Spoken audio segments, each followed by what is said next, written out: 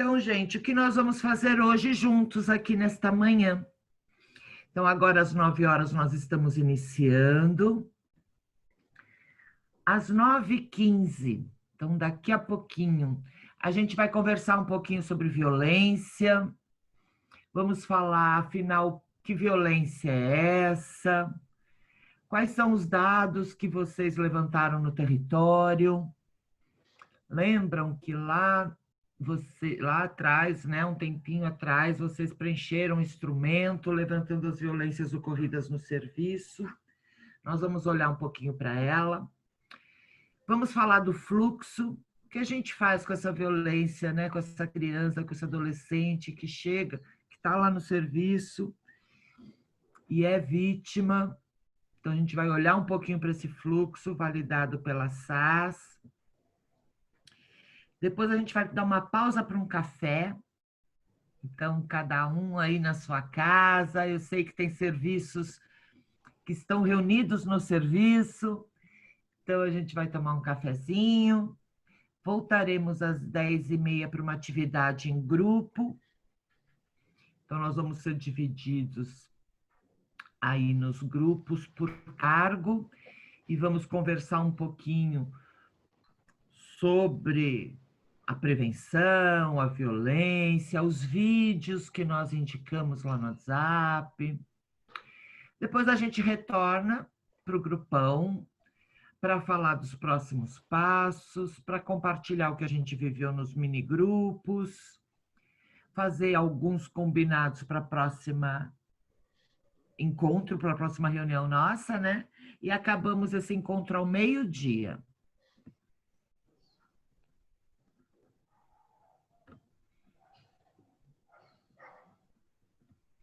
Eu não sei se o Milton quer falar alguma coisa aqui desse quadro. Milton, posso continuar?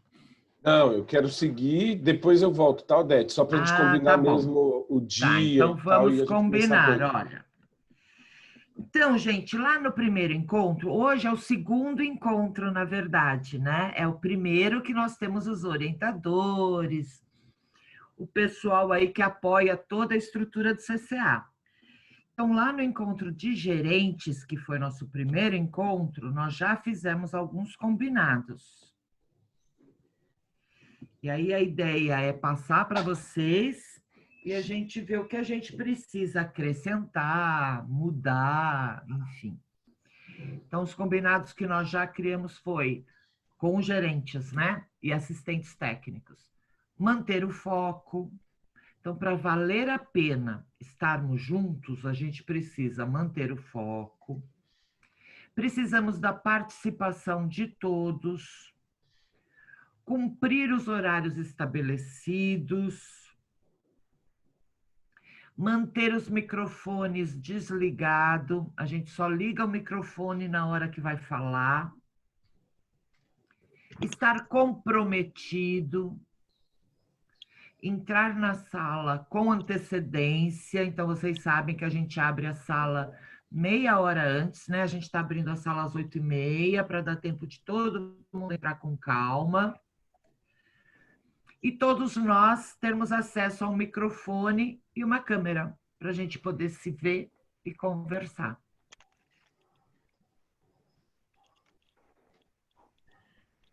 Alguém gostaria de acrescentar alguma coisa?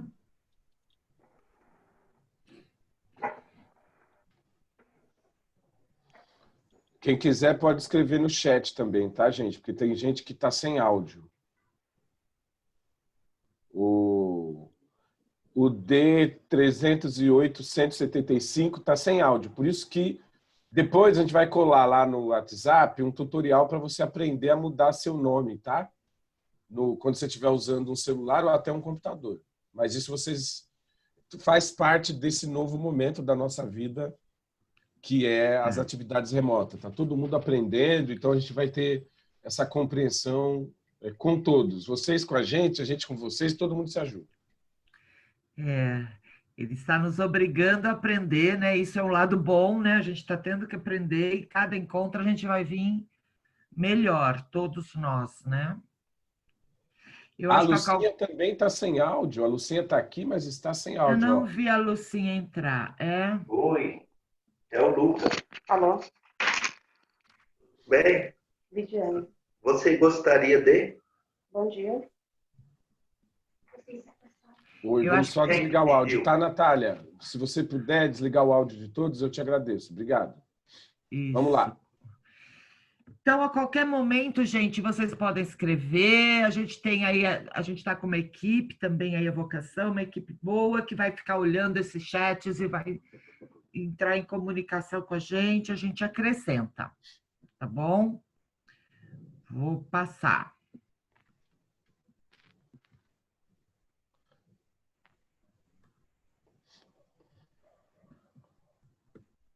Odete, acho que podia voltar no quadro e aí a gente vai para a epígrafe, pode ser? Só para a Pode. gente contextualizar. Então, gente, eu queria que alguém aqui do grupo apresentasse no nosso lugar o curso, para a gente já exercitar isso, que é um princípio da nossa metodologia, que é a participação efetiva dos trabalhadores, né? Esse é uma formação de educação permanente. Educação permanente não é curso de treinamento, ela é um espaço de diálogo, de reflexão sobre o trabalho que nós fazemos lá na ponta com as crianças, os adolescentes, as famílias, nos territórios que nós escolhemos priorizar na relação com o poder público aí na política de assistência social, né? Isso é educação permanente, isso é o PDI. E é por meio do que a gente faz e pensa do trabalho que a gente organiza um pouco o nosso fazer para fazê-lo melhor. Esse é o grande objetivo, fazer melhor o que a gente já faz bem. Então, alguém consegue me dizer que curso é esse? Que formação de educação permanente é esta? Quem quiser falar, os microfones estão abertos novamente. Acho que uma pessoa ou duas, né? Que pode explicar para que este curso. E quem tiver dúvida, aproveita e já faça.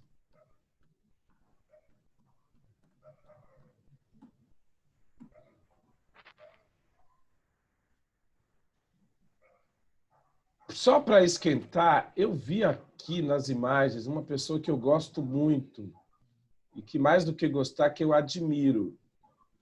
O nome dela é Eliane. Cadê você, Eliane? Começa você, vai. Eu sei que você está aí, eu te vi. Ah, a Eliane está assim, desde cedinho. Já conversamos. Cadê você, Eliane?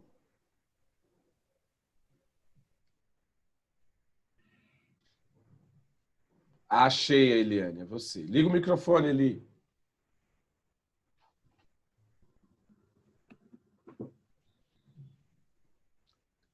O microfone da Eli dá para ligar, Natália? Porque acho que estão desligados automaticamente, né? Verificando.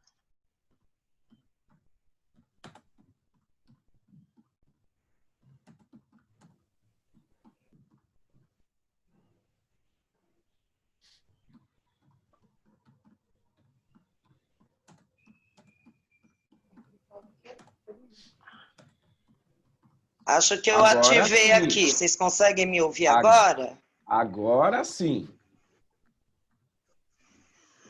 Em primeiro lugar, um bom dia. Que a nossa formação hoje seja bem proveitosa.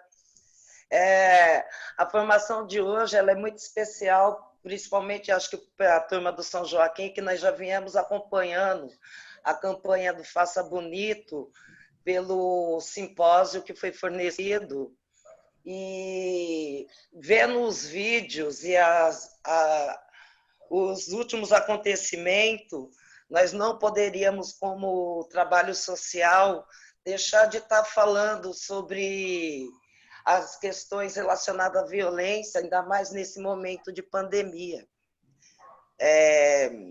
Hoje vai ser muito enriquecedor para quem ainda não acompanhou o Faça Bonito, para quem não sabe, foi uma campanha que foi realizada, que passou por vários setores, nós tivemos formação pelo ECA, e tudo realmente foi voltado por essa questão. O que fazer com os nossos atendidos nesse momento de pandemia, onde a gente não consegue estar perto dele?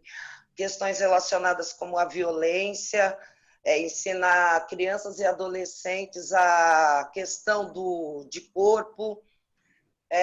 Eu estava lendo ontem e hoje de manhã, logo às 5 horas da manhã, novamente, o material que vocês enviaram. E assim, hoje eu estou muito assim, cheia de expectativa para o nosso encontro. Espero que todo mundo aproveite, que não tem como trabalhar no trabalho social sem ter essa formação. Então, assim, eu desejo para todas nós um ótimo encontro e que quando acabar esse encontro hoje, a gente saia com uma visão de vida diferente. Um encontro para todo mundo, um bom dia. Bom dia. Muito bem, Eli. E eu acho que eu estou sem áudio de novo. Não, a gente está te ouvindo. Foi perfeito.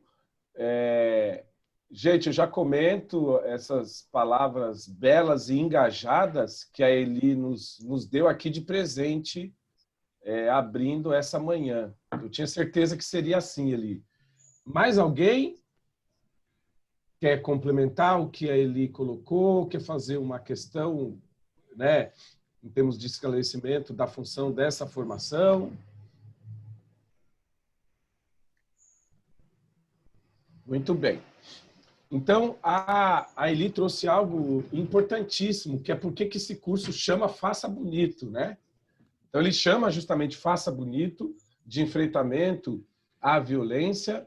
A palavra enfrentamento está aqui porque a ideia é que a violência seja cessada, é que a violência seja interrompida naquela criança concreta que está sendo vitimizada, ou naquele adolescente, mas também que a cultura da violência seja superada.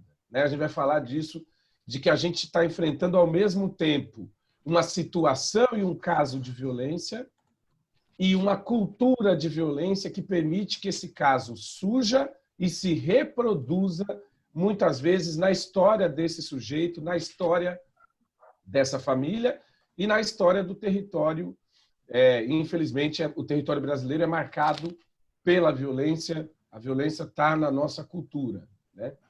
A campanha Faça Bonito é uma campanha que tem uma história muito parecida com a do PDI, né? Ela nasceu do esforço de pessoas como nós, engajadas, comprometidas com o desenvolvimento das crianças e dos adolescentes e que queriam criar um movimento de base para enfrentar a violência pelo exemplo. Então, essa ideia do faça bonito faça você bonito, não fique esperando ninguém fazer. Patrícia, vai lá e faz. Lidiane, vai lá e faz. Fátima, vai lá e faz. E fazer o quê? Primeiro, uma postura não violenta, então uma atitude, uma conduta pacífica e cidadã, e depois uma atitude de enfrentar, de não ser negligente, não ser omisso e não ser alheio. E não se esconder atrás das dificuldades. Porque no Brasil a gente é especialista em levantar montanhas, muralhas, para não fazer aquilo que é nosso. E esse é o primeiro exemplo dessa campanha. Qualquer pessoa pode e deve enfrentar a violência contra crianças e adolescentes. Se eu vejo uma criança na rua pedindo bala, isso é uma violência e eu estou ali. Então, o que eu faço? Não interessa se eu sou carteiro, porteiro, marceneiro, engenheiro, pedagogo, assistente social, secretário ou governador. As crianças são responsabilidade coletiva de uma sociedade que quer preservar o seu futuro e o que ela tem de melhor, que é a sua infância e a sua juventude. Então, esse é o exemplo dessa campanha, que ela tem adesão espontânea, né, Eli? Qualquer pessoa pode aderir à campanha, entrar lá no site do Faça Bonito, baixar material, os cursos são, na maioria das vezes, gratuitos e oferecido por pessoas que estão na ponta. Não é discurso sobre a violência. é enfrentamento cotidiano, ferramenta, troca de experiência. E foi inspirado nessa campanha e também pelo que a gente descobriu, né, gente? A gente começa o mês de fevereiro, o mês de março, na maior crise social e de saúde que nós já vivemos no Brasil na história contemporânea, que é a crise pandêmica da Covid. E o que a gente percebeu? Que a gente precisava agir, que a gente tinha que ir para fora e que a gente tinha que apoiar as famílias nesse momento que, para muitas delas, vai ser a maior fragilidade social que elas já viveram, em termos não só da sua biografia, mas do contexto social. Então, a vocação aqui, aliada com a SAS M. Boimirim, com a Lucinha, ou a Maria Lúcia, que hoje é a nossa supervisora, com as coordenadoras do CRAS São Luís, M. Boimirim e o CRAS Ângela, né? A Tatiana, a Juliana, a Marilene. Nós organizamos uma grande pesquisa, já fizemos uma live sobre isso, da qual vocês participaram. Essa pesquisa, a gente percebeu um número grande de famílias, né? A gente trabalhou com mais de 7.600 famílias, numa crise que já se avizinhava, uma crise material, uma crise de relações e uma sobrecarga da mulher trabalhadora, que também é chefe e organizadora do lar e principal cuidadora das crianças, já nos alertando de que a sobrecarga iria criar um clima de convivência bastante comprometido para as famílias. E que, portanto, a nossa segunda ação, além das cestas básicas, máscara, as campanhas todas que vocês fizeram nas suas OSCs, nós fizemos, algum de nós juntos, trocamos aí insumos, fizemos doações cruzadas para apoiar materialmente as famílias de um lado, mas o apoio material, ele é tão importante quanto o apoio relacional, de prevenir e enfrentar relações tóxicas e a fragilidade protetiva das famílias. E é esse o ponto desse curso, prevenir aquilo que todos os especialistas indicavam, que os nossos dados confirmaram, que é o aumento da violência doméstica. Quem é a principal vítima da violência doméstica? A mulher trabalhadora, principal cuidadora, e as crianças e os adolescentes. E esses últimos são vítimas duas vezes, porque eles podem ser vítimas diretas da violência ou presenciar a violência doméstica contra a mulher, o que torna eles revitimizados, né? Porque estão observando a violência. Isso é tão violento quanto apanhar, né? Porque ele está vendo ali o seu ente querido ser humilhado, ser violentado, etc. Então, a campanha Faça Bonito nos inspirou, aderimos a ela e organizamos essa formação como desdobramento da pesquisa das fragilidades, né, dos agravos relacionais e materiais, que uma parte grande de vocês também participou. 185. O São Joaquim não só participou, como trouxe 2 creches. O Arco também trouxe as creches, além de trazer o CCA, trouxeram os NCIs, e a gente percebeu que a pobreza e a violência tem cor, tem raça, tem idade e tem localização. A gente viu que a população idosa tem a questão aí do acesso à saúde, que as crianças que estão na creche, que são de famílias com mães mais jovens, são as famílias mais pobres do território, são as famílias que estão nas SEIs. A gente precisa olhar para isso, porque é uma fragilidade maior ter criança pequena, não ter a creche ali para te apoiar e até na alimentação. E no caso dos adolescentes e dos jovens, determinados territórios com muita fragilidade material. E, por exemplo, um número grande, chegou a 1/3 das famílias sem água encanada, sem esgoto. O que é isso numa pandemia, no isolamento? Então, esse é o contexto dessa formação. Em termos concretos, o que a gente está assumindo aqui para isso ser um bom negócio para todo mundo, né? Para ser um bom investimento aqui do nosso tempo e da nossa energia. Vocês viram aí no quadro que a Odete apresentou, onde é que a gente quer chegar.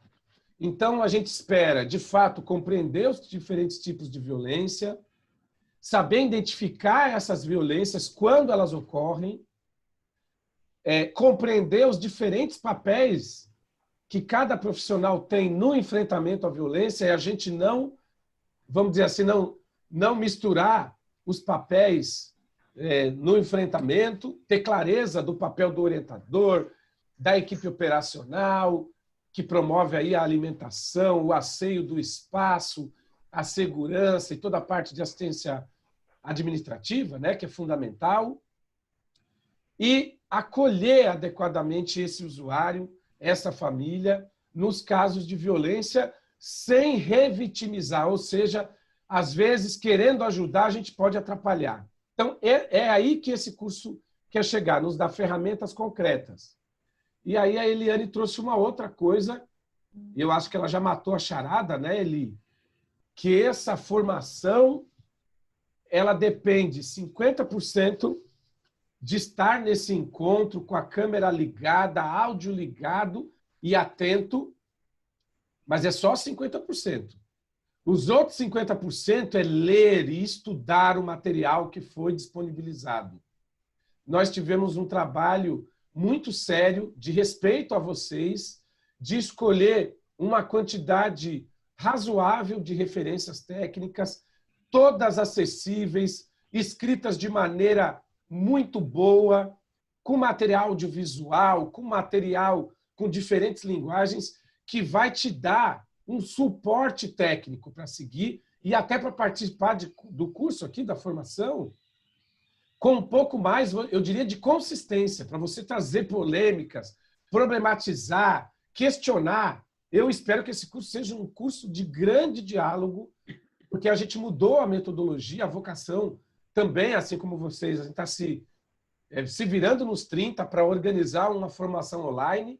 Você sabe que essa não era a nossa praia, esse é o nosso primeiro curso online, então a gente vai errar muito também, mas também espera contar aí com a colaboração de vocês, com a avaliação de vocês no final do dia. Essa avaliação nos ajuda demais. Vocês sabem que a gente escuta o que vocês escrevem, a gente lê. Então, por favor, sejam francos, digam o que tem que ser melhor e a gente vai tentar melhorar a cada encontro daqui em diante. Quem não recebeu o material e não sabe do que a gente está falando, peça ajuda no grupo, que a Odete e a Natália vão ajudar vocês.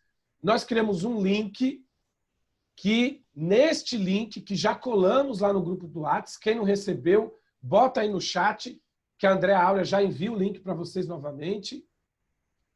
E tem todos os materiais, inclusive o link dos vídeos que a gente vai trabalhar hoje, ok? E, por fim, gente, eu queria dizer o seguinte, esta formação tem uma história. E ela é a história do trabalho em rede. Sem a participação da SAS Mboimirim, do CRAS São Luís, do CRAS Ângela e do CRAS Mboi, este curso, este processo de educação permanente do PDI seria inviável. Então, nós temos aqui um curso em 8, 12, 16 mãos e 16 mentes. Nesse sentido, eu quero saber se a equipe aqui de gestores públicos, né, da SAS, Mboi, gostaria de fazer uma saudação também aí para os profissionais. Gostaria de saber. Nós temos alguém aí das equipes CRAS? Bom dia, Milton. Bom dia! Eu estou como representante, não sei se alguma das meninas conseguiu entrar agora de manhã. Sou a Marilene, do CRAS Jardim São Luís. Gostaria de desejar um bom dia a todos e um excelente curso para todas as equipes. Muito bem, Marilene. Marilene, que está ali na liderança do CRAS Jardim São Luís, atuando, né, de maneira avançada no CRAS Mboimirim. A Marilene, desculpa, ela tem problematizado bastante, né, Marilene, a importância do trabalho social com famílias, no enfrentamento à violência, da gente, de fato, trabalhar os planos de desenvolvimento da família para todos os usuários. porque isso, de fato, vai ter um impacto enorme na prevenção e na superação da violência. E a Marilene está conosco, né, Marilene? Vamos retomar junto aqui depois o fluxo de enfrentamento, que é o protocolo que a gente está declarando de como enfrentar a violência de maneira formal aqui na rede de serviços de convivência, ok? Obrigado, Mari. Podemos, então, seguir? Eu vi aqui no chat, não temos dúvidas, né? Só a Sandra que está pedindo o link. Então, por favor, Andréa Áurea, cora o link novamente lá no WhatsApp. Ô, Sandra, você está no grupo de WhatsApp? Porque a gente vai colar lá, tá? E o primeiro link não está abrindo.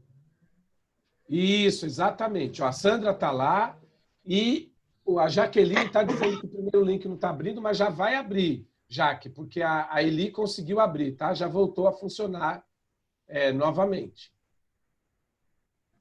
E a Lúcia Viana quer falar, Natália. Ela está com o D308-175. Você pode abrir o microfone dela? Obrigada. Para Maria Lúcia falar, por favor. Diga, Lucinha, bom dia. Estamos aqui ansiosos para a sua saudação.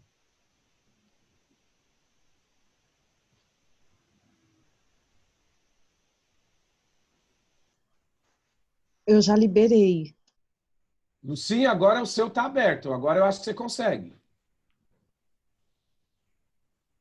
Maria Lúcia?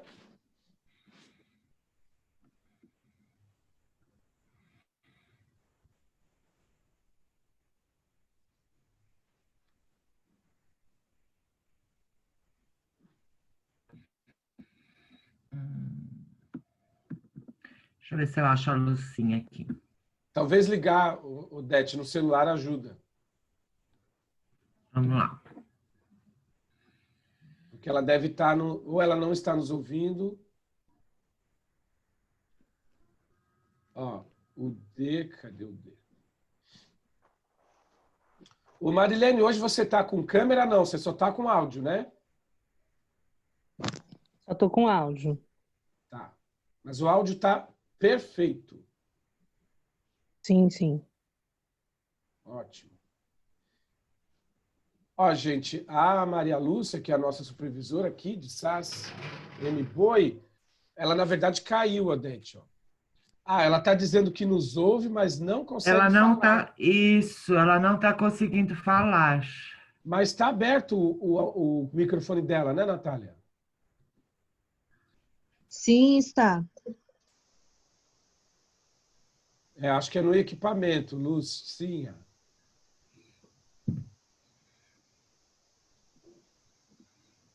Você está conseguindo falar com ela, Odete? Então, ela começou a responder pelo próprio... Eu coloquei que nós já ligamos, enfim, mas ela está nos ouvindo. Ô, Lucinha, então eu vou seguir aqui, e aí na hora que você conseguir, a minha sugestão é que você saia e entre de novo. Eu acho que talvez com isso o áudio volte, ok? Então, Odete, vamos seguir. Gente, ótimo dia para nós. Eli e Marilene, obrigado por terem aí acionado essa introdução ao curso, que foi belíssima. E vamos seguir aqui com a pauta nesse dia de hoje. Que agora, vocês viram, a chuva parou e o sol começou a aparecer. Isso é um ótimo sinal. Vamos lá. Vamos lá, gente. Então, todo o material, lembrando, né, o Milton já disse, mas vocês vão receber esse material. Então, esta apresentação também estará lá no link. Todo o material de cada encontro a gente vai colocando no mesmo link e vocês terão acesso. Então, aqui temos os resultados que a gente pretende, né, que a gente gostaria de chegar com o gerente e com os orientadores socioeducativos.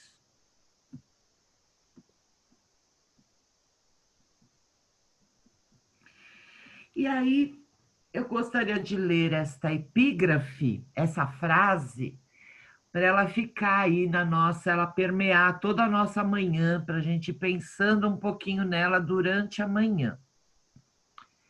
A violência nasce da palavra emparedada. Então, essa é a frase que abre aí de verdade a nossa formação. A gente vai lembrando dela durante a manhã.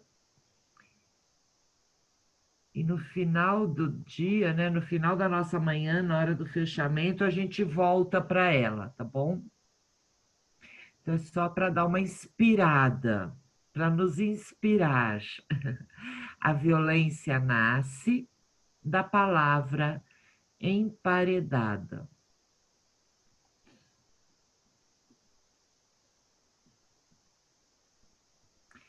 E aí, agora a gente vai falar um pouquinho, afinal, que violência é essa?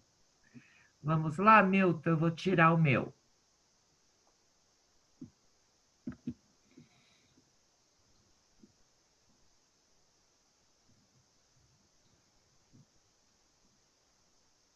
Quando a gente fica sem tela, dá para ver várias carinhas.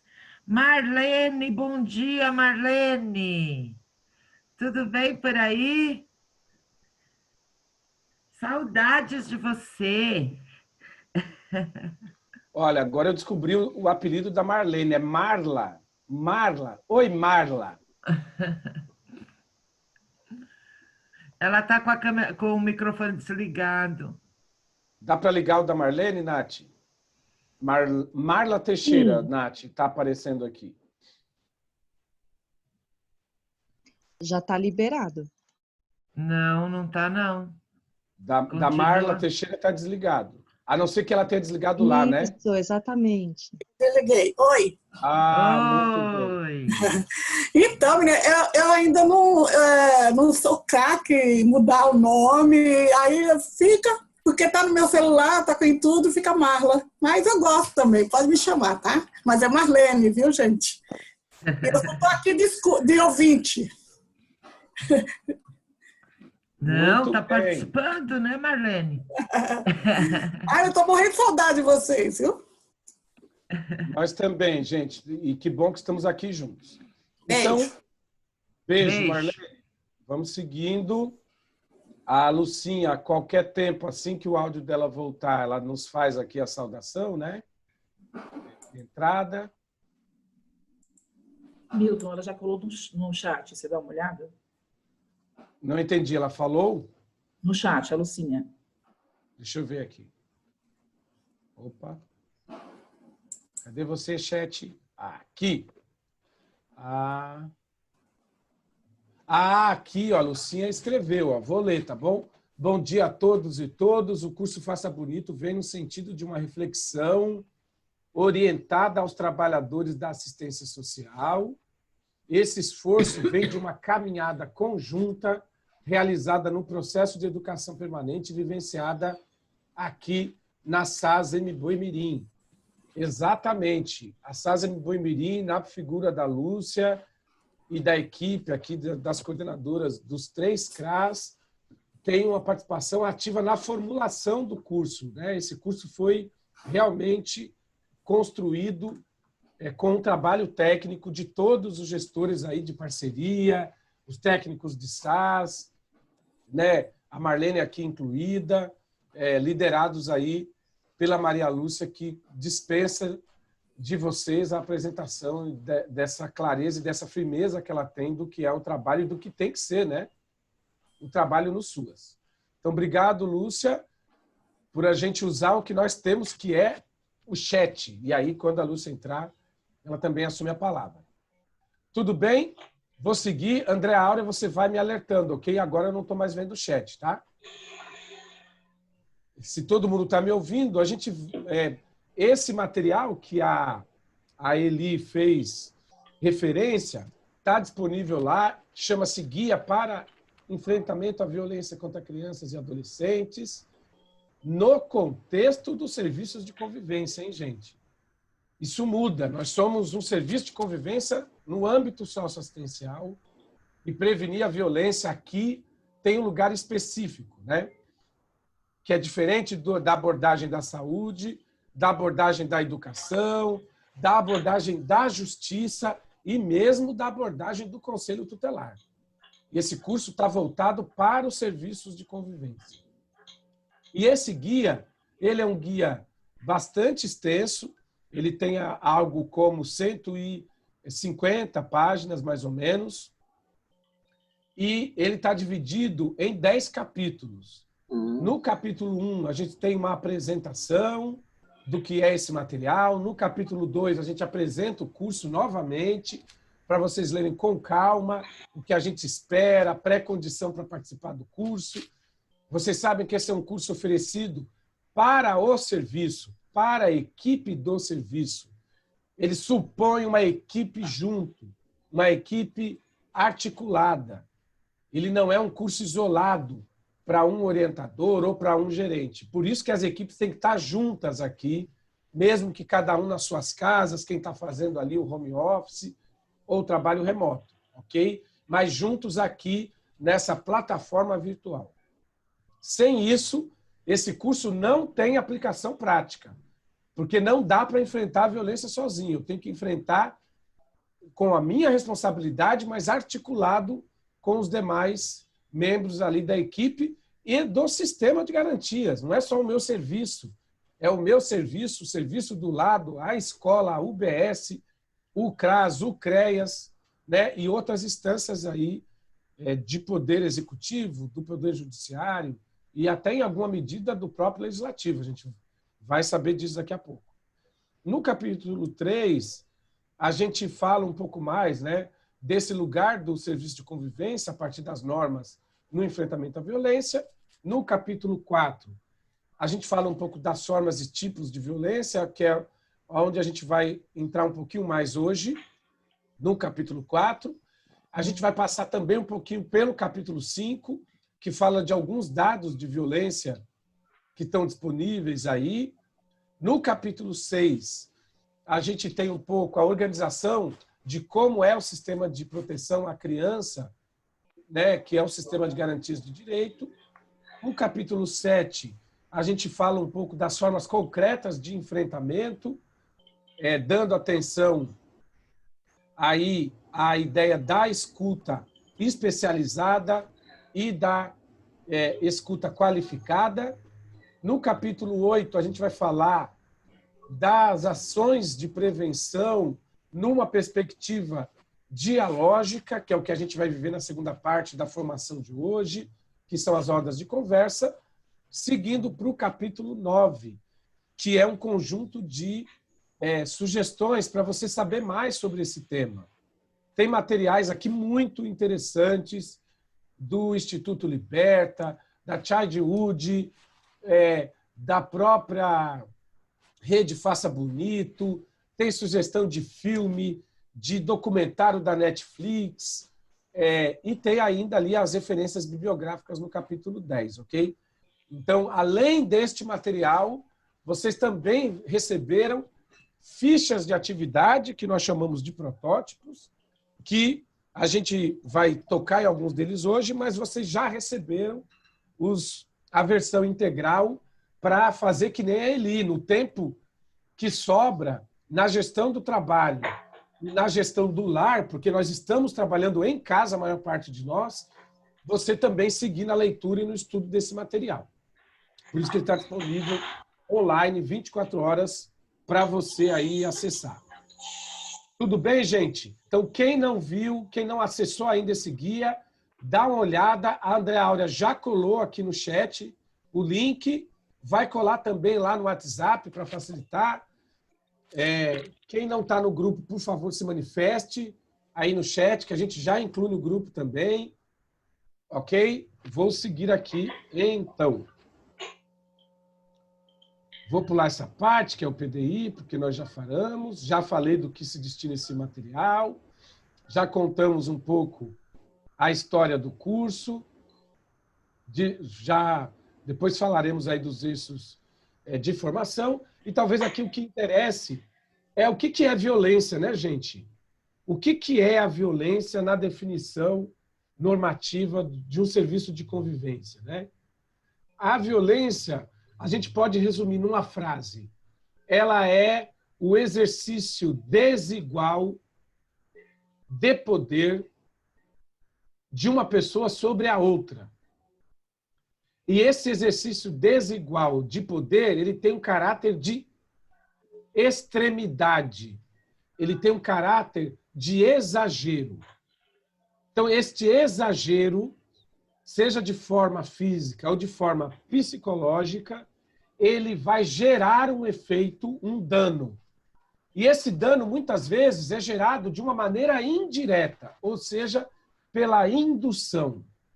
Eu induzo você a achar que você quer algo que você não quer. Isso é violência. Eu pego você pelo braço e te empurro.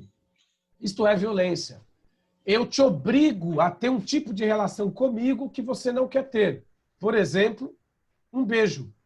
Eu te peço um beijo, você não quer dar, eu te dou na marra. Isso que a gente, historicamente, vem chamando de outras coisas, é, na verdade, a violência. E ela vai avançando e ficando mais severa, e o limite da violência é a aniquilação do outro. Ou seja, o outro é aniquilado fisicamente, chegando, inclusive, a óbito. É o limite extremo da violência. E ela vai passar por gradações, que de maneira alguma são menos ruins, mas é que elas vão falar de gradações, né? Então, essas situações ditas de violência, elas vão exigir de nós, de um lado, sensibilidade e, de outro, delicadeza e precisão. Por que sensibilidade? Porque nem sempre ela é visível.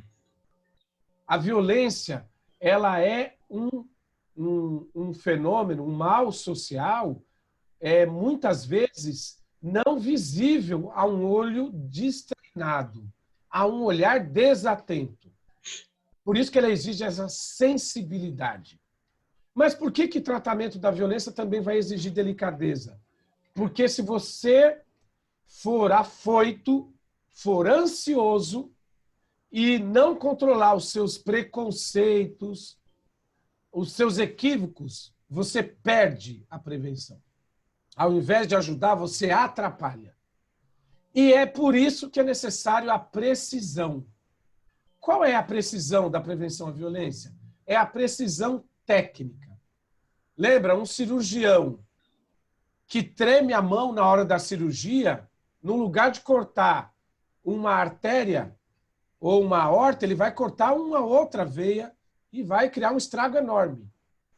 No nosso caso, essa precisão é justamente por isso. Você vai agir na medida do seu trabalho, na medida daquilo que está posto para a política que você atua. Nem mais, nem menos. Mas você tem que fazer o que é seu. E é disso que nós estamos falando no enfrentamento à violência, de uma intervenção profissional e de um engajamento político para transformar situações de violência em situações de desenvolvimento, de liberdade plena e, portanto, essa ação ética, política e, eu diria até, estética. Nós sabemos o que a violência faz. A violência, ela compromete o desenvolvimento da criança e adolescente e ela marca pelo resto da vida aquela biografia. Essa ideia de que a violência ela é esquecida, que imagina, eu sofri isso quando eu era criança, eu não morri por isso. Não, você não morreu, mas você não é a mesma pessoa depois que você viveu a violência. Depois que você vivenciou um ato de violência com o seu corpo ou com a sua psique. E isso precisa ser levado em conta. E isso precisa ser objeto de uma intervenção multidisciplinar para que a sua vida siga tranquilamente, porque, do contrário, isso vai voltar nos ciclos de vida. Vai voltar na infância, na escolarização, na sociabilidade, vai voltar na idade adulta, na relação afetiva e vai voltar na velhice. Então, tratar da violência e não menosprezar nenhum caso de violência, nem nenhum sofrimento é fundamental na prevenção, porque ela tem impacto no desenvolvimento das pessoas. Não interessa a idade que essa pessoa tem. Aqui vale a pena lembrar, né? Vocês que, assim como eu, estão atentos nas redes sociais, Só na semana passada vocês devem ter contato com 3 casos de pessoas adultas, homens e mulheres, alguns com mais de 60 anos, que declararam ter vivido violência aos 7, aos 10, aos 4, aos 13, homens e mulheres. E por que essas pessoas vêm a público declarar isso? Porque elas precisam elaborar essa violência que está na alma, na biografia delas.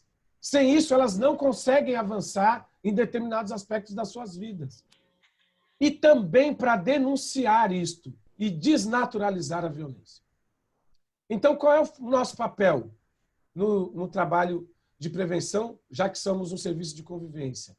De um lado, é prevenir as situações de risco social, e a violência está como risco social, e de outro, é de fato acionar o sistema de garantia que está ali a serviço do nosso trabalho, né? E é isso que vai promover impacto positivo no desenvolvimento das crianças.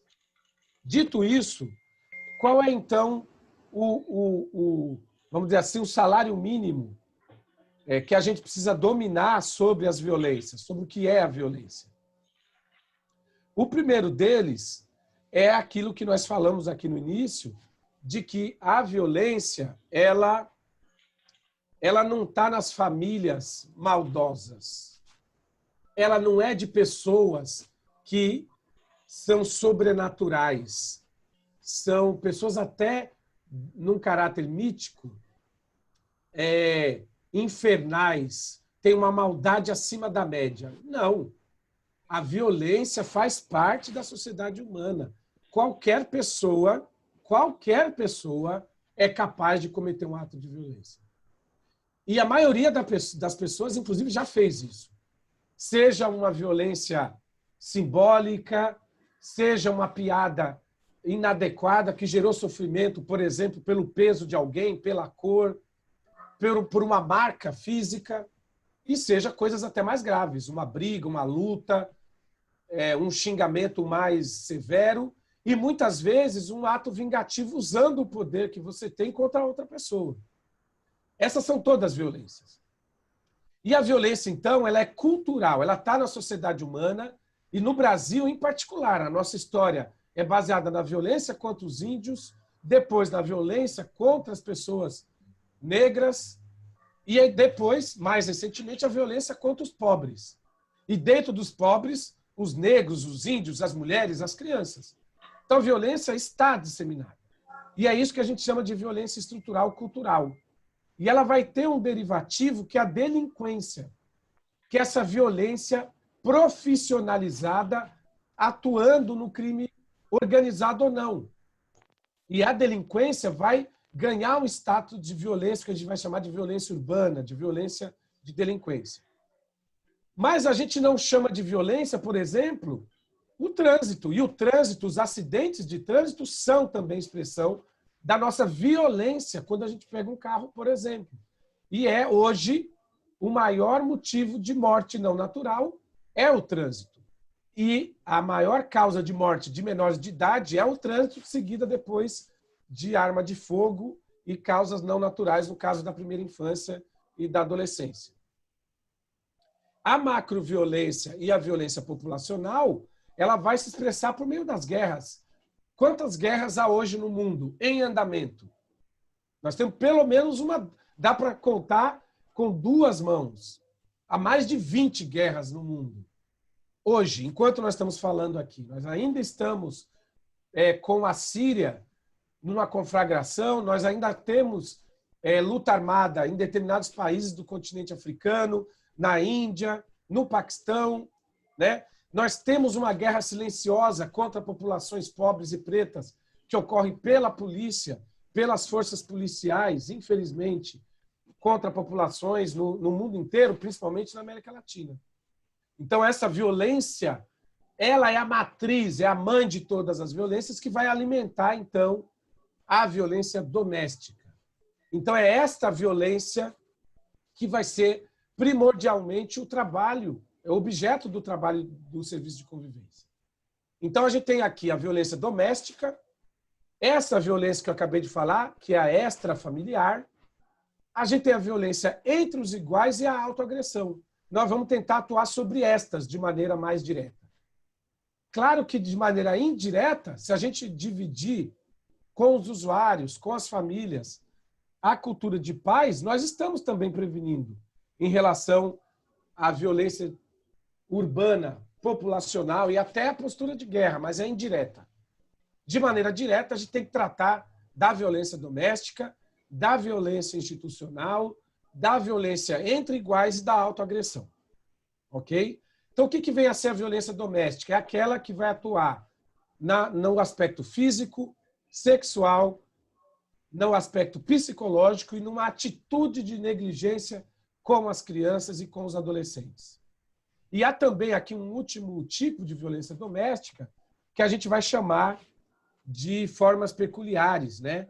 Que são aqueles cultos ritualísticos que vão colocar ali uma criança em situação de perigo e uma síndrome muito rara chamada Munchausen, que é você supermedicalizar as crianças ou expô-las a tratamento médico desnecessário. Apesar de rara, ela existe, por isso que ela está aqui.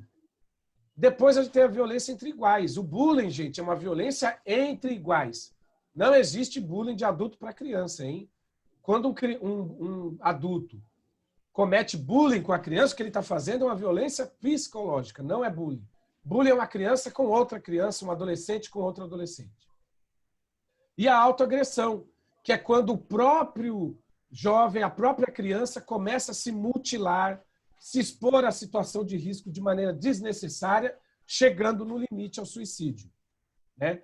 E o que é a violência institucional? É aquela que vai ser cometida pelas instituições. Então, a escola acaba cometendo violência institucional quando ela não previne, por exemplo, o bullying, quando ela não protege aquelas crianças mais frágeis. Nós, do Serviço de Convivência, vamos também cometer violência institucional quando a gente grita com a mãe, quando a gente menospreza a dor de uma família, ou quando a gente julga uma mulher de uma família monoparental como preguiçosa, como negligente, quando na verdade não é isso. E a gente não faz a abordagem adequada daquela situação. Isso é também violência institucional. No caso das crianças, ela pode até acontecer de maneira inconsciente. Quando eu faço a escuta inadequada de um caso de violência, eu posso estar cometendo violência institucional. Quando eu faço piadas de mau gosto e acho que tudo bem, isso também pode ser caracterizado como violência institucional quando a instituição não age, né? Quando ela não age para impedir que isso ocorra, ok? Gente, até aqui tudo bem, posso seguir. Eu estou acompanhando aqui o chat, a Andréa Áurea não me disse nada, então não tem pergunta, eu vou seguir, ok? A qualquer tempo, vocês interrompam. Eu não vou falar de cada uma das violências de maneira muito cansativa, porque isso está no guia, ok? Então eu vou ser um pouquinho mais rápido para vocês poderem ler lá. Mas, alguém falou? Posso seguir? Legal. Então, no caso da violência doméstica, gente, ela é aquela que vai acontecer no lar. Vamos chamar de doméstica aquela violência que vai acontecer no espaço do lar. E, portanto, é aquela violência que, ocorrendo no lar, vai atingir a criança no espaço que, em tese, ela deveria se sentir mais protegida. Por isso que ela é a violência mais grave e que causa mais danos às crianças, porque ela contraria o nosso sentimento básico de que nós estaríamos protegidos dentro de casa. E é dentro de casa, então, que vai aparecer a negligência. E aí eu tenho uma pergunta para vocês. Por que a negligência e o abandono é a violência contra a criança e o adolescente mais polêmica de todas as violências que atingem a criança e o adolescente? Quem me ajuda aqui a enfrentar? Por que essa violência, que é a violência, negligência e abandono, é a mais polêmica das violências contra crianças e adolescentes?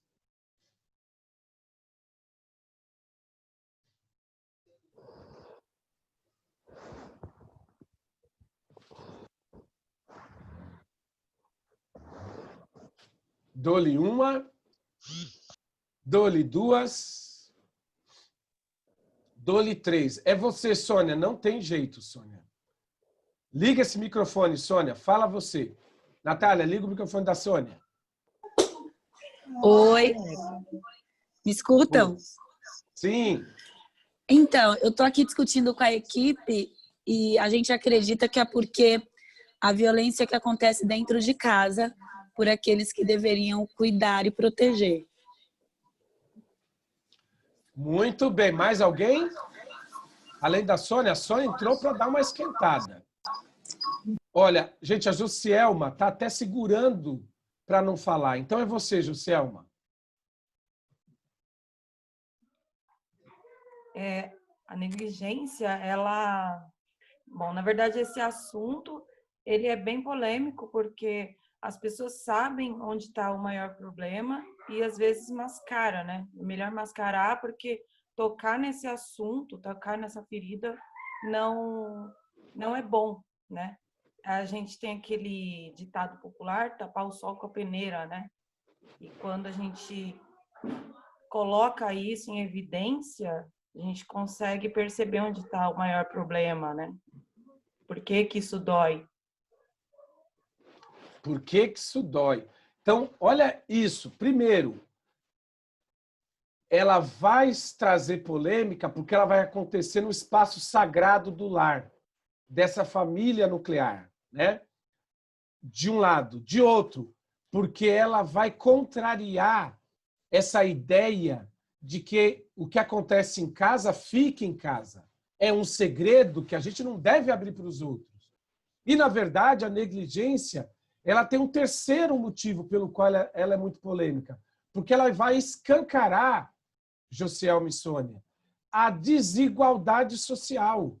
Vocês perceberam aqui nesse slide que a negligência e abandono é, ao mesmo tempo, violência doméstica e violência extrafamiliar?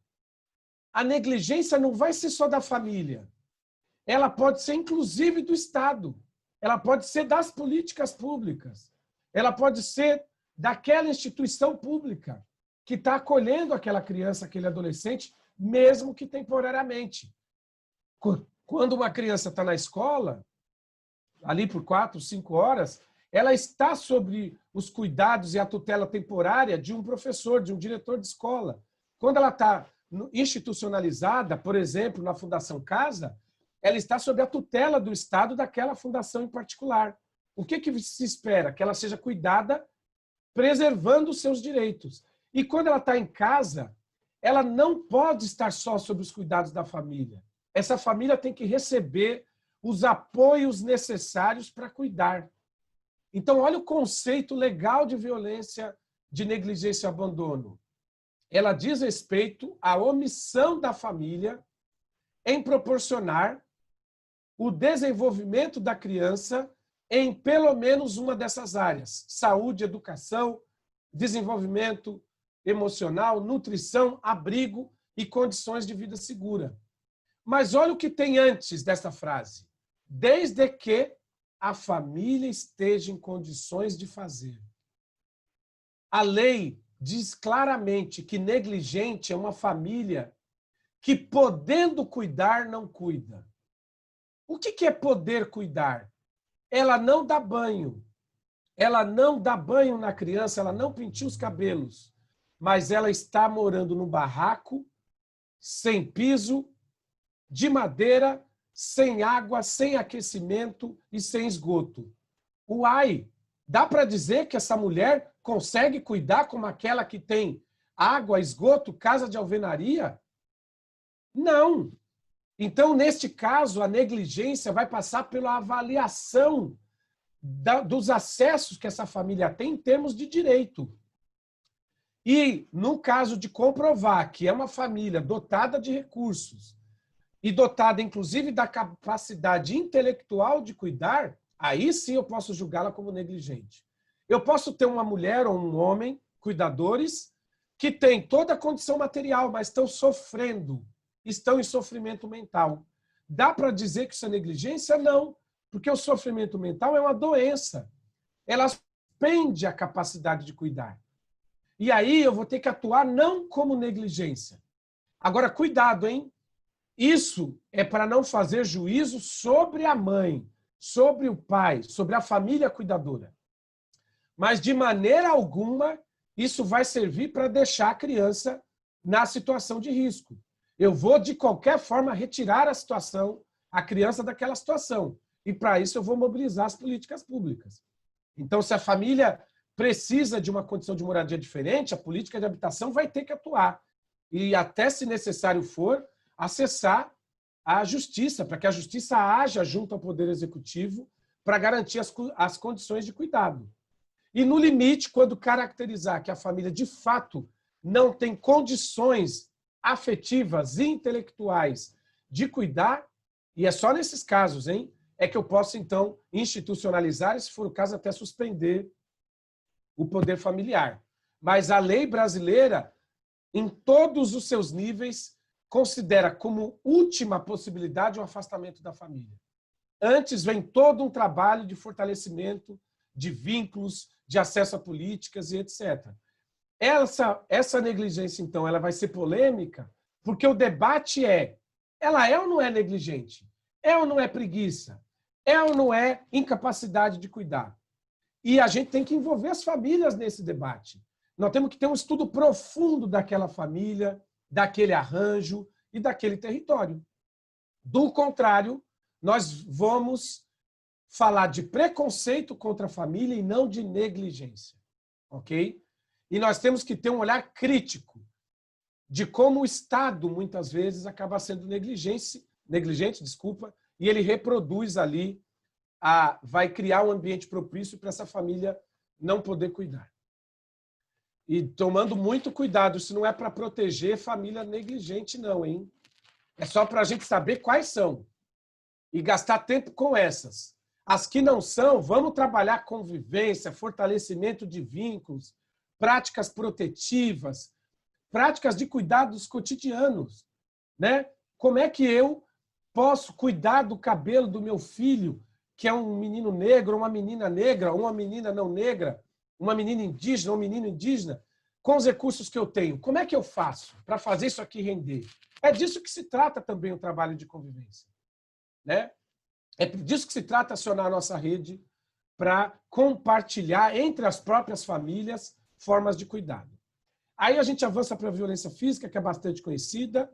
Infelizmente, é a mais letal, porque dela, de modo geral, vai sair ali, pode sair o óbito da criança. Ela nunca começa de maneira grave, ela é silenciosa e começa com uma palmada. Foi assim que começou o caso do menino Gabriel, e por isso a lei da palmada ou a lei do Gabriel. É Gabriel mesmo, né, Carla? Não estou falando o nome da lei errada. Legal. E a violência física, ela é uma das violências que precisa ser muito cuidada, porque ela tem a ver com um modelo de cuidado, né? Um modelo de educação baseado na coerção física. Então, ela também tem um caráter cultural muito grande. A violência psicológica, que aqui a legislação divide em 3, né? A discriminação, a alienação parental e uma conduta de exposição das crianças. Quando eu vou lá e crio um canal do YouTube e ponho a minha filha contra a vontade dela para ser filmada, isso é violência psicológica. Quando eu falo mal do pai da menina ou da mãe da menina para a menina, isso é violência psicológica. E às vezes não é nem o pai nem a mãe, é um tio, às vezes somos nós no serviço de convivência que vamos falar mal de alguém que está preso, vamos fometer ali uma alienação silenciosa. Isso é violência psicológica, né? Ou por uma característica física, ou por ser morador de rua, ou população de rua. E qualquer tipo de discriminação. Tudo isso vai entrar na violência psicológica do ponto de vista do impacto na criança. Isso depois do caráter jurídico vai ter sanções jurídicas. E aí essa é outra conversa. Nós estamos falando aqui de prevenção e não de punição legal dos violadores, hein, gente? Isso é outro curso. A violência sexual, que é bom lembrar, hein? Ela é dividida em abuso, portanto, qualquer ação de conotação sexual. E não só a penetração, hein? A exploração sexual comercial, que é a finalidade mercantil do uso do sexo, e o tráfico de pessoas, que é a forma mais abissal de violência sexual, que é a venda e a escravidão baseada no uso do corpo, seja de um menino, seja de uma menina. A violência extrafamiliar, que, como já dissemos, vai acontecer ali no ambiente da sociedade, entre elas, uma das mais graves é o trabalho infantil, que é considerado uma violência extrafamiliar e que vai colocar essa criança na fronteira, porque às vezes isso é estimulado pela família, às vezes não. É simplesmente carência absoluta material. E também, obviamente, fragilidade da capacidade protetiva. E, portanto, ela vai gerar na criança um prejuízo. Já o André Áurea, você quer ler esse post do Adriano e da Lucia, por favor? Sim, claro. O Adriano comenta aqui que a violência doméstica será sempre polêmica. Para enfrentamento, para entendermos o adulto de hoje, é necessário voltar às essências da sua infância, buscar esse histórico, né, a história da família, porque isso é transmitido de geração em geração. E a Lucinha também traz aqui, né? Parabenizo a toda a equipe de trabalhadores preocupados em fortalecer sua formação, buscando como sistematizar as formas de lidar com as violências no cotidiano, podendo promover ações de acolhimento, proteção e encaminhamentos necessários para a garantia do direito. Não consigo falar, por isso estou escrevendo. Desconstruir comportamentos violentos passa por nós. Podemos iniciar o protagonismo nesse processo. Muito bem. Então, aqui tem duas ideias fortes, né? O Adriano traz a ideia de que a violência ela está na história do ciclo intergeracional e então buscar essa história é fundamental para o próprio agressor compreender como ele está reproduzindo um padrão de violência, para que a gente trabalhe a prevenção nas crianças e nos adolescentes. E isso se conecta ao que a Lucia está nos dizendo, que é a desconstrução de padrões de comportamento e de conduta. É necessário uma crítica consciente das próprias pessoas, aqui dos adultos, das famílias, sobre padrão de cuidado. Divisão sexual do trabalho, sobrecarga do trabalho da mulher, o homem como um cuidador que precisa necessariamente ser violento, ter sempre a última palavra. Como superar esse padrão? Um homem que se considera proprietário dos seus filhos, ou uma mulher que muitas vezes não consegue romper com um padrão que ela reproduz de violência, até, infelizmente, de modelo machista. E no nosso caso, como trabalhadores, que é o alerta da Lucinha, não tem como você, Áurea, não tem como você, Eliana, você, Ana da Silva, Maria de Fátima, fazer prevenção se você não recupera na sua própria história.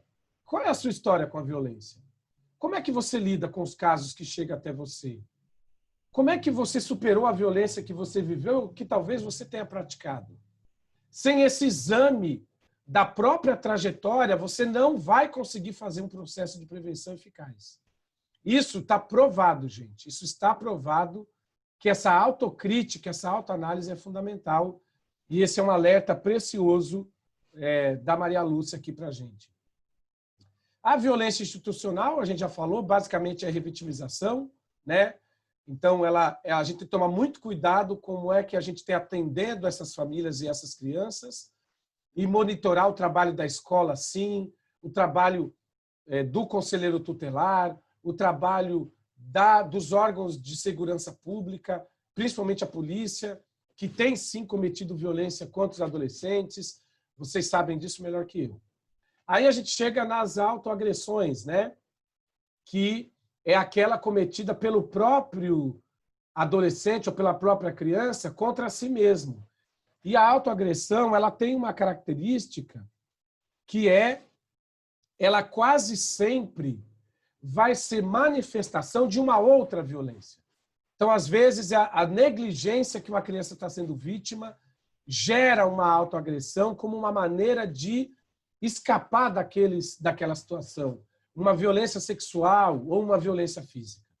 Então, a autoagressão, às vezes, é um sinal de outra violência que está sendo cometida. Não necessariamente, mas muitas vezes. O bullying, que também vai aparecer aí como um sintoma, às vezes, da violência estrutural e da violência que esse jovem agressor está sendo vítima, é a maneira também que ele tem, ou do padrão de conduta que ele aprendeu em outros ambientes, além do ambiente onde ele está sendo agressor. Então, a gente tem aqui um bullying direto, em que ele, de fato, promove maus tratos, o bullying direto, em que ele comete a tal da violência psicológica, né? Contra os colegas, daí a palavra bullying, e o cyberbullying, que cresceu muito no Brasil, que é essas agressões vindas da rede social. Então, a criança pode ser vítima, pode ser agressor, e pode ser um agressor passivo ou ativo. E o bullying, como vocês sabem, ele tem sido menosprezado por ser algo de fácil solução, e na verdade não, ele tem gerado um sofrimento imenso aos jovens e às crianças. Então é necessário um pouco mais de atenção aí. Eu vou agora falar um pouquinho, a minha tela ainda está exibindo, né? Legal. Só dos dados de violência. Como é que está a violência no Brasil e aqui em São Paulo contra a criança e adolescente? Então, a negligência é a maior violência hoje no Brasil contra a criança e adolescente. Ela, segundo o Disque 100, em 2019, ela era 38% dos casos, seguido de violência psicológica, violência física, e depois a violência sexual, em termos de gravidade. A violência física aqui, né, Carla? Ela trouxe o caso do menino Bernardo, e não do Gabriel, que é outra história, que é a lei do menino Bernardo, que é a lei contra a palmada. Então, a violência física é a terceira, mas é o principal motivo de violência que chega no sistema de saúde, né? Daí a sua letalidade. A violência institucional, 3%, e o trabalho infantil. O principal agressor é a mãe, já discutimos os motivos, não é só porque as mulheres são mais violentas, pelo contrário, é porque elas estão mais expostas ao cuidado com as crianças e adolescentes. E sendo a maioria dos cuidadores, é natural que elas sejam a maior parte dos agressores. Os pais, muitas vezes, na violência sexual, esse número aumenta muito, padrasto idem, tio, infelizmente, essa história horrível aí do Espírito Santo, né? É um tio agressor e provavelmente é uma agressão com múltiplos agressores, talvez esteja envolvido o avô e outros parentes. Aqui, olhando São Paulo, a gente pegou um dado do SPVV de São Paulo, né? Nós temos aí abuso sexual em São Paulo como a maior violência, seguido da violência psicológica, da violência física e da negligência. Aqui vocês viram, né? A mãe continua como segunda agressora e o pai vira o primeiro agressor. Essa é uma característica da violência. Quando vai para a violência sexual, o agressor deixa de ser a mãe e a maioria é pai, irmão e tio. Quando eu pego aqui o SPVV de Embu-Mirim, são os dados aqui do nosso território, a violência de negligência vai ser a maior violência, mais de 400 atendimentos, seguida do abuso sexual, depois da violência física e da violência psicológica.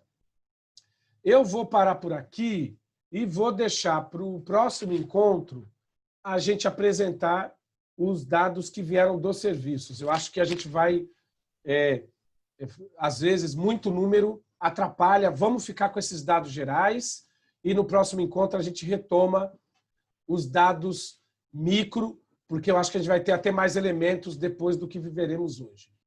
Tudo bem, Maria Odete? Vamos seguir?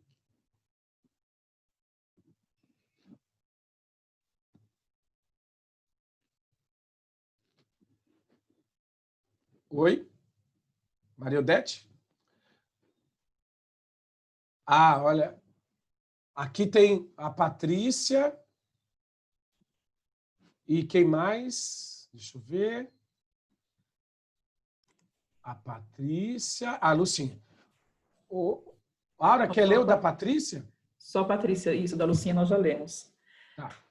Se você não sabe como explicar para criança e adolescente onde pode tocar e aonde não pode, fala que o corpo dele é um semáforo. Verde, pode, amarelo, atenção, e vermelho, proibindo. Acho que é uma sugestão, né? De que forma que você pode abordar esses temas com as crianças e com os adolescentes. Patrícia, explica por que você pensou nisso agora, Patrícia. Cadê você?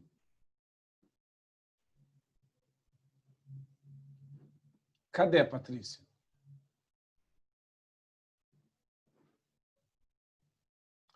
Patrícia. Dá para ligar o microfone da Patrícia, Natália?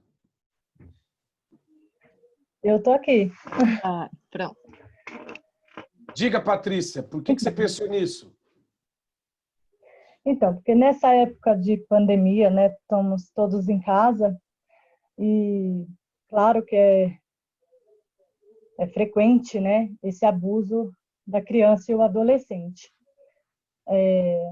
Muitas vezes, não só como educadores, mas sim como mães, né, temos que ressaltar e ver a criança, né, da maneira que ela expõe para a gente também. Ela mostra para a gente o modo que ela está sendo agredida, né? Então, já tem muitas mães que não sabem trabalhar isso, mas outras podendo falar, ó, filho, a parte verde do seu corpo, né? Você vê como um semáforo, né? O seu corpo, né? Então, vamos trabalhar que as partes vermelhas são as partes genitais, como peitos, né? E outros, né? A boca também, né? Que o corpo é seu e só você tem o direito de dizer como usar, né? E não ter vergonha de se manifestar, mesmo sendo criança ou adolescente, né? Então, temos várias ONGs aí que hoje em dia, né, temos mais esse diálogo, né, principalmente com as assistentes sociais, para ter esse diálogo a mais, né? E hoje em dia, ainda bem, as crianças e os adolescentes estão mais abertos a falar que um tio, um padrasto, ou até o próprio pai mesmo, né, o abusou. Acho que foi dessa forma. Muito legal, Patrícia. Então, essa ideia de que a prevenção à violência, ela vai começar com o reconhecimento dessa criança de que ela é um sujeito digno de respeito. E esse reconhecimento, ele é construído na relação com as outras crianças e com os adultos. No nosso caso do serviço de convivência, essa é a principal função nossa. Como trabalhar o reconhecimento dessa criança, primeiro, como um ser digno de respeito.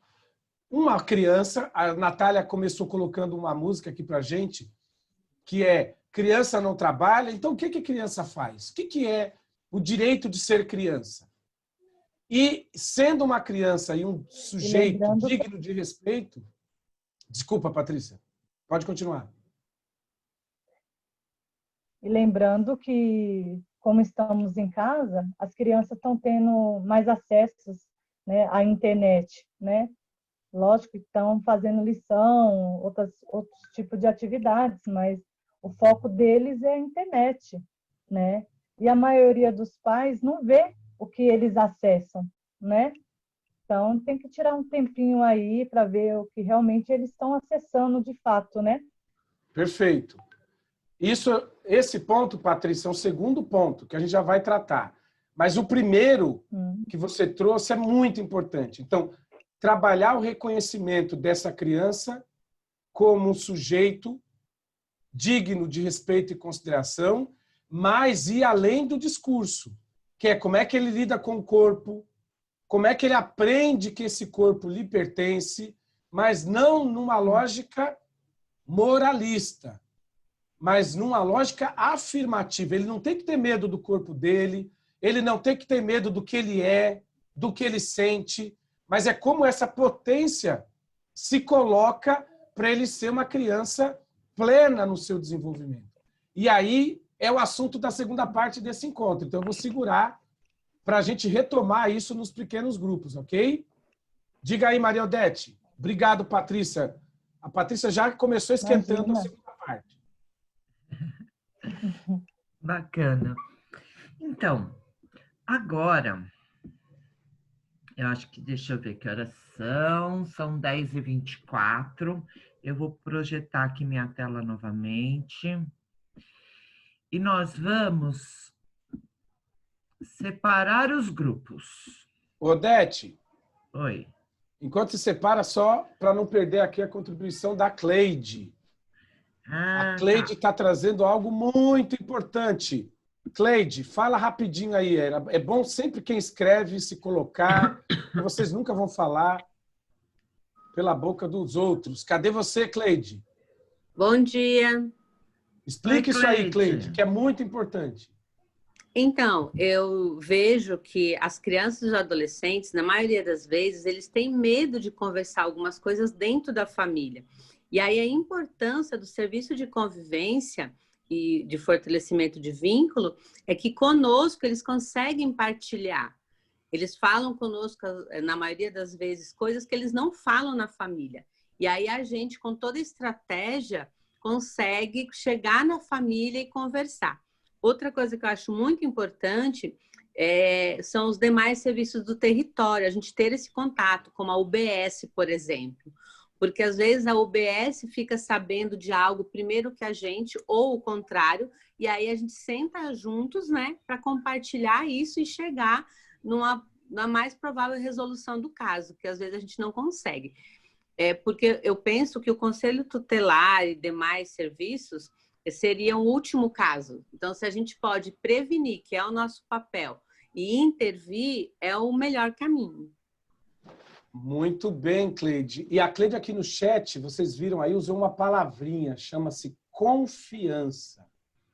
Então, se eu fortaleço a confiança dessa criança, desse adolescente, nos profissionais do meu serviço, e não só em mim, né, Josiane? Não é só em mim que ele tem que confiar, porque eu sou gerente, eu sou na Cleide. Ele tem que confiar em mim, na Sônia, que é orientadora, na Eliane, que está lá como operacional na limpeza, ou na Fátima, que está produzindo a alimentação. Se ele confia nos profissionais do serviço, a prevenção já tem um passo. Agora, um desafio, hein, Cleide?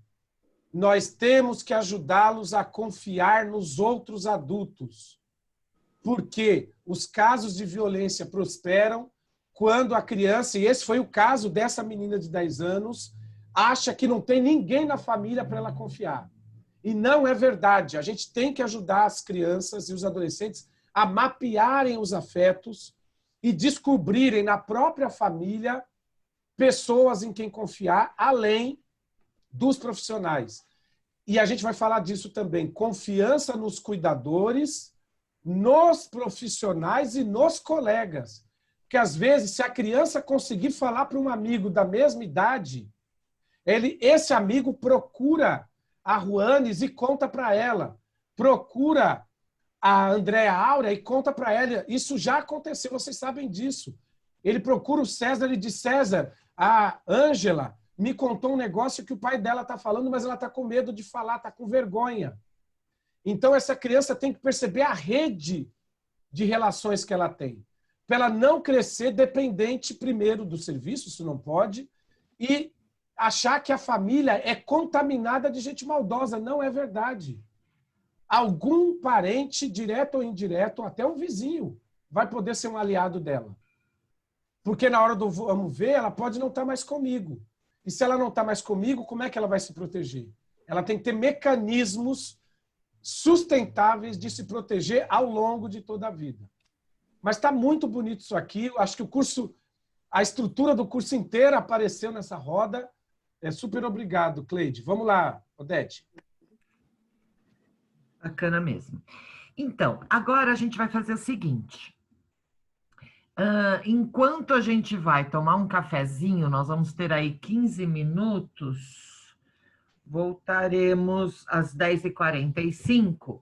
A Natália vai separar os grupos, então vocês não saiam daí, deixem a máquina ligada, porque a Natália separa os grupos. Quando vocês voltarem do café daqui a 15 minutos, nós já vamos estar em outro grupo.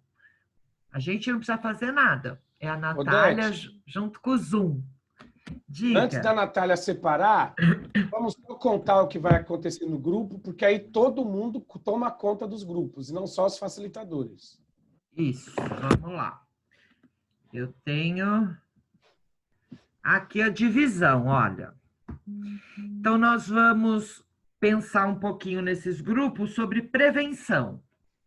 Então, a gente vai conversar sobre isso, né? Como fazer essa prevenção lá no CCA.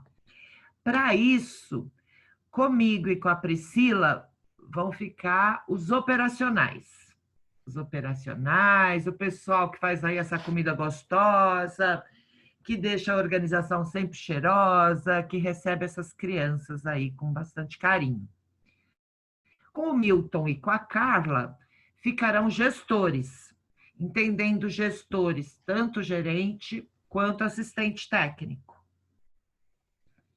É quem faz a gestão de serviço. Com a Andréia Barreto, fica os orientadores.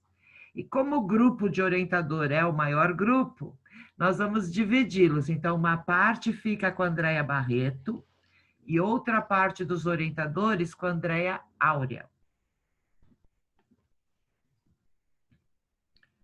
Mas, de novo, vocês não precisam fazer nada, vocês deixam a máquina ligada, o Zoom, junto com a Natália, divide os grupos. Se chegar no grupo e sentir falta de alguém, manda aí uma mensagem para a gente tentar. Às vezes alguém se perde aí pelo caminho. E nos grupos a gente vai trabalhar o que, Odete? Então, nós vamos falar sobre prevenção. A gente vai começar olhando primeiro os vídeos que a gente assistiu, o que esse vídeo contribuiu, o que vocês acharam dos vídeos. Depois a gente vai falar um pouquinho da importância de fazer atividades com as crianças olhando para essa prevenção. Aí a gente vai apresentar um material, vamos olhar como esse material entra aí, como ele pode ser ativado mesmo estando online. Vamos falar do papel de cada um nesse fluxo, nesse movimento contra a violência, nesses encaminhamentos. Eu acho que nós vamos ter aí 1 hora na roda. Eu acredito que, na verdade, uns 50 minutos na roda para conversar. E trabalhando em roda, né, e trabalhando em subgrupos, a gente consegue dar voz, ouvir mais todo mundo. Odete, um último recado antes da gente ir para o café. A Jaqueline, ela colou aqui, mandou para a gente um exemplo dessa atividade do semáforo. Eu vou pedir para todo mundo que tem atividade, ideias, ela mandou até uma imagem, vai lá no grupo o grupo já está aberto para qualquer participante postar mensagem lá no WhatsApp, cola esse material, cola a sugestão de vídeo, sugestão de atividade, a gente vai colar essa, Jaque, que você mandou, vai colocar lá no grupo, porque isso ajuda muito todos nós a ampliar repertório. O grupo de WhatsApp já está aberto, ok? Milton, eu vou aproveitar, eu estou vendo aqui no chat, nós temos também pessoas do administrativo. E eles estão aí perguntando qual é o grupo deles. Eu acho que nós temos, pelas minhas contas, né, olhando aí o cadastro de vocês, eu acho que nós temos 2 ou 3 pessoas do administrativo. André Áurea já respondeu, né, André? Legal. Vamos então para o café? Que horas? São 10h33, voltamos que horas? São 15 minutos. 10h40. 10h45, né, gente? São 15 minutinhos. 10h46. Perfeito. Combinado? Então, gente, bom café para todos. Com essa pandemia, a gente não pode tomar café juntinho, mas aproveitem aí o café, já já a gente se vê. Beijo.